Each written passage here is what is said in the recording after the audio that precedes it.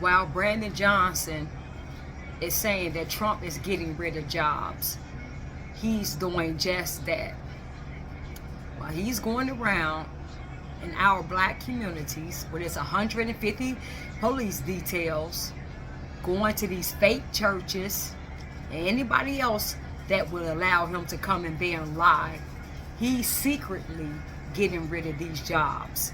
We received news from a source that he's getting rid of 100 jobs and maybe more in the public health department.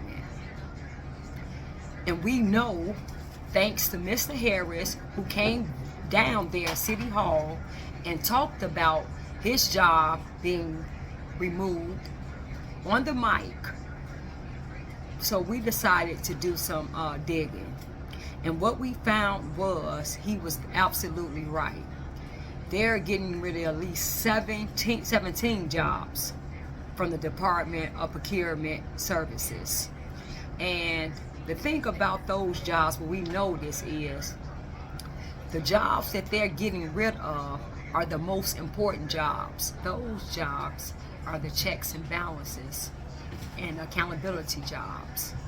Those jobs keep the procurement department running efficient, trustworthy. And we noticed that they are getting rid of the entire department of the contract review and audit. So why would they get rid of that department?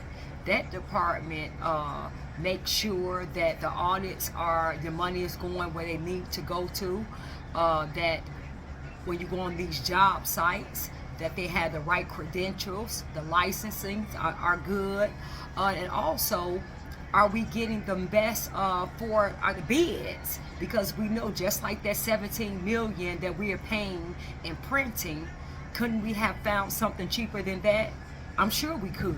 So those are those jobs, but of course, they don't care because the money that's being spent is, it's taxpayer dollars, and that's just more money that they can steal and launder.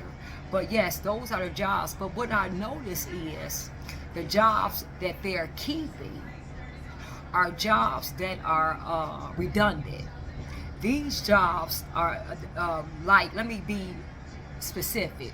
They have multiple chief deputy officers, procurement officers. They have multiple job descriptions for procurement assistant officers. So couldn't one person do each of those jobs and study? So what it looks like to me is, instead of having redundant jobs, one person can do each one of those jobs and save the taxpayer money, because those jobs, they're getting at least 100,000 and more. So it looks like they're creating those jobs for their friends and family members. Because why do we need multiple procurement assistant officers? Multiple. Why do we need multiple chief deputy procurement officers? So this is what we're talking about when we are asking and demanding for a forensic audit, because this should not be happening. We should have transparency. We should know where our tax dollars are going. And if you are creating multiple positions, the same job description, so for your friends and family, so you can give them money and they can have created jobs, then what is that doing for our budget? How is that helping our budget? It's not.